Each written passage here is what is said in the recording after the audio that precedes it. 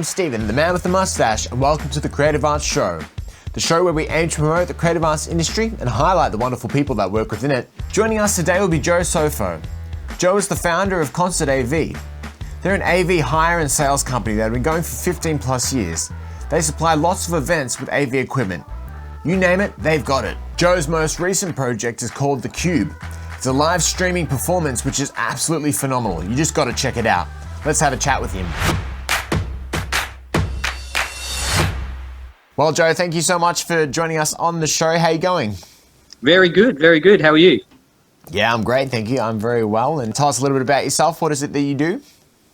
I'm a director at Concert Audio Visual. So tell us a little bit about Concert AV and your business and what have you guys been up to? I started this company, Concert AV, in 2005 Wow. after doing it sort of as a side hobby for a long time before that. Started as the usual thing, started as a DJ and a muso, working weekends and trying to fill a normal daytime job, as everybody kind of does in this industry, trying to live let's say the normal life and then be a muso on the side. And then very quickly realised that this was something I wanted to do full time and as a career, take my passion and make it into a career. That's great. So, and it's obviously grown, and that's a 15-year business, and any business to survive for 15 years and grow over 15 years is excellent. So well done to yourself. How many people do you employ for Concert AV? How many people work for you? 8 of us at the moment, all on some slightly reduced hours, and then we also employ a number of subcontractors as well. So with some of our larger shows, we can employ anywhere up to about 40 or 50 contractors. So sound technicians, lighting technicians, laser guys, LED screen guys, etc., etc. That's crazy. And just for an example, what sort of shows would you put on? What sort of festivals, concerts? We don't do the really, really big stuff. So we're kind of considered one of the, call it the middle of the line players. We're not your really, really big companies. So we don't do your Rihanna concert or Bruno Mars or anything massive. But we're that sort of next tier down. So we're your local festivals, your Riva St Kilda, which is a pretty popular kind of thing. Your side stages at some of your major festivals, so your Future Music Festival or those kind of things. So side stages at those. Good Life, some of the underage festivals as well we've done, which have been really successful festivals, doing both Melbourne and Sydney as well. So we do a little bit of interstate work, which is good fun. Good stuff. And you're a DJ yourself as well. Do you still DJ? I am, yes. I wouldn't say I still DJ right now, not for the last 6 months or so, but yeah, still play was still playing at least 2 nights a week. Various venues, so the Albion, Emerson, a few venues through Crown as well. Very nice. Yeah. Which are great. Yeah, good fun. That's kind of my outlet for the weekends, a bit of a passion. So I don't think I'll stop that as long as they're still paying me to play music to the masses. I'll keep doing it. Yeah. And when did your gigs stop this year? Back in March when everything shut down? Yeah, back in March. Yeah. Well, I was luckily I was one of the last ones probably to stop. Playing so many venues through Crown Casino, they were probably the last to close. One of the last venues, I was pretty lucky, but it was a little bit dire towards the end. There wasn't many people out at all, and the gigs went from being fantastic 700 people every night to maybe 10, 15 people towards the end of it, which is a little bit soul destroying. Crazy. And so tell us then, obviously a lot of your time and effort's gone into Concert AV, and how have you guys adapted and what have you changed in your business or your equipment? Obviously you hire all this equipment. What's all the equipment doing? You're doing maintenance, or is it just sitting in a warehouse gaining dust? A lot of it is right behind me.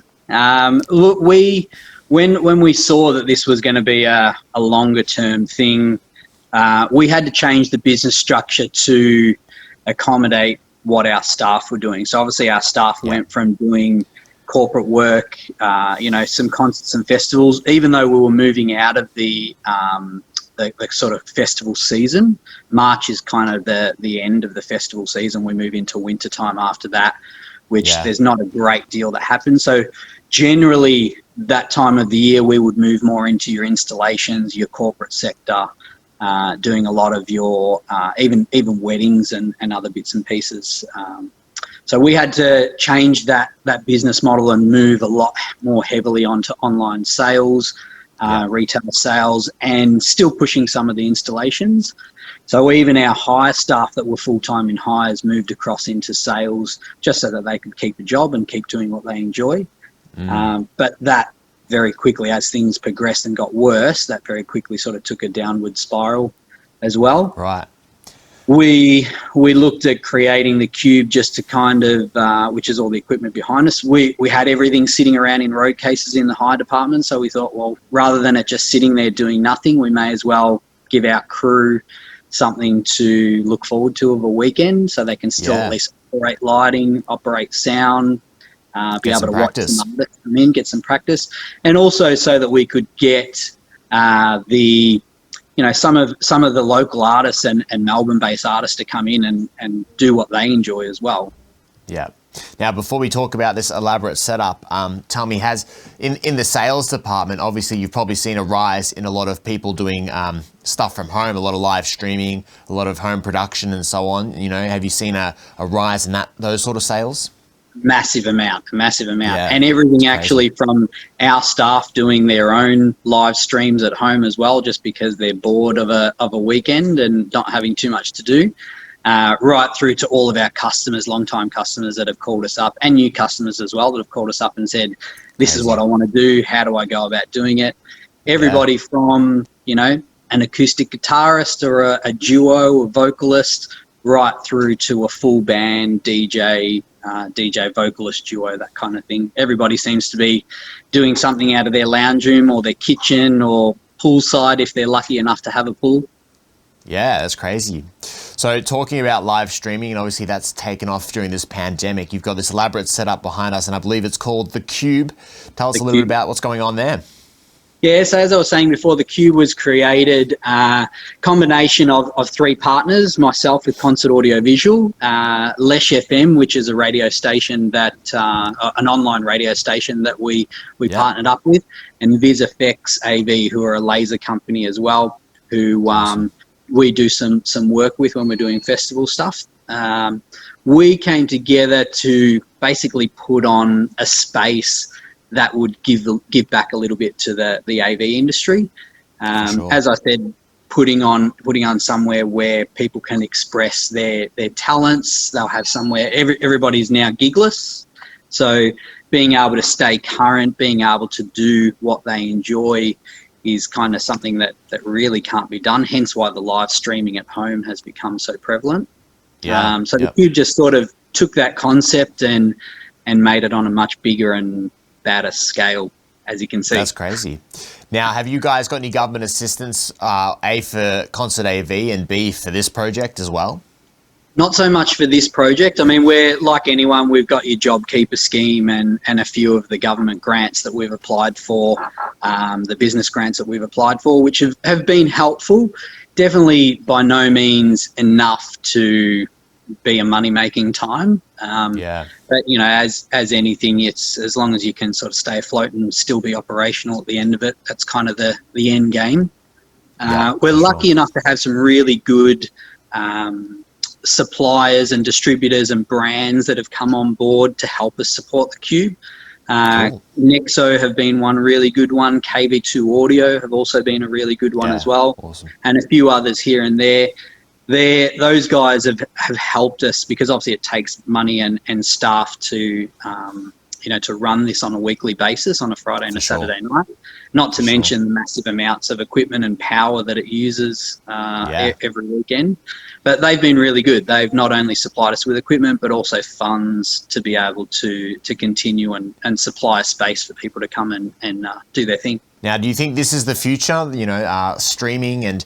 Is this, obviously, the game's changed now with this pandemic. What do you think the future looks like? Is this the way forward? Look, I hope not, to be honest, because as much as the Cube and this space has been fantastic during the pandemic, it's been good to stay in touch with people throughout the industry that people that usually I would see as a DJ and as a working artist, I would see on a weekly basis. And even from a an audio-visual perspective, these are people that we'd see at every festival that we do, or every place that we supply equipment, every nightclub that we outfit.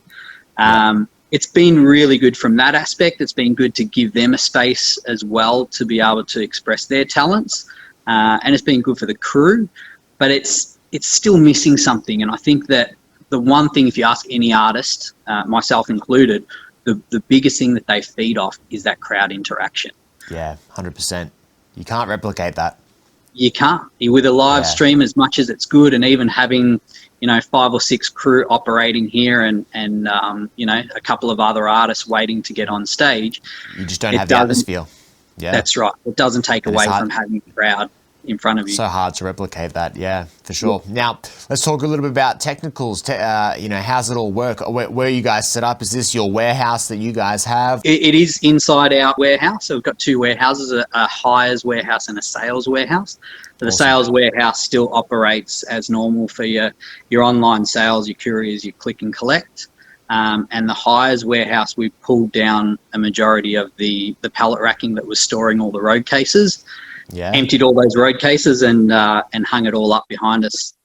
So we generally would supply stages for festivals, for your side stages, not your big stages. So this is just a slightly smaller version of what we would do at a festival. And the guys kind of just had free reign, and they went to town, and I said, whatever you want to use, just use it. And my very impressive staff came up with the design behind us. And how long does that take to set up behind you? How long?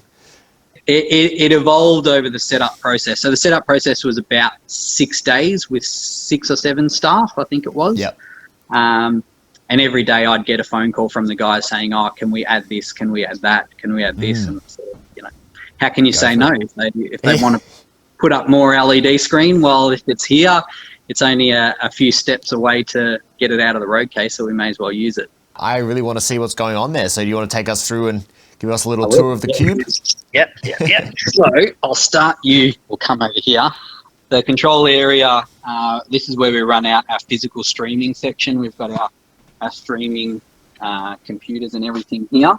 So we run through OBS for most of our streaming. It runs and a Blackmagic switcher, and it runs up to 8 cameras at a time. Wow. Now, our lighting console, some of them are put away, but it's all covered up at the moment. So we're on 2 Grand MA lighting consoles. So that's one of them, and the other bigger one being put away at the moment. You can probably see one of the cameras in the background there as well. How many cameras are you running there? We generally run 4 to 6, and then lately we've been adding a couple of call it mobile cameras as well. Right. The audio console is a Digico SD9, probably see there.